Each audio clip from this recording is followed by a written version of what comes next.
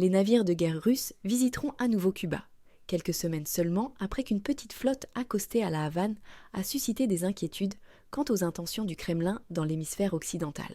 Les navires de la flotte russe de la Baltique arriveront à la Havane à partir de samedi, parmi lesquels le navire-école Smolny, la frégate Neustrachimy et le pétrolier Yelnya, a annoncé le ministère des Forces armées révolutionnaires de Cuba. La visite des navires de pays amis est une pratique historique du gouvernement révolutionnaire, avec les pays avec lesquels nous entretenons des relations d'amitié et de coopération, a ajouté le ministère dans une publication sur Facebook.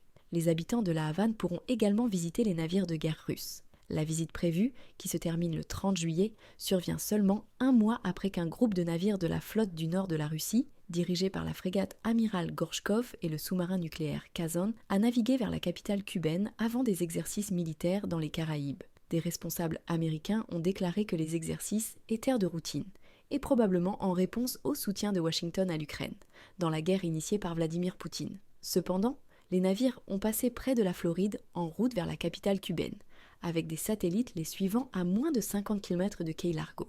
Cela a alimenté les spéculations selon lesquelles il s'agissait d'une démonstration de forces militaires de Moscou, dans la cour des États-Unis. Les navires de guerre américains et canadiens ont été déployés près des côtes de Miami pour surveiller les navires Kundelon russes. La Havane se trouve à seulement 160 km de Key West, en Floride, où se trouve également une base aérienne américaine.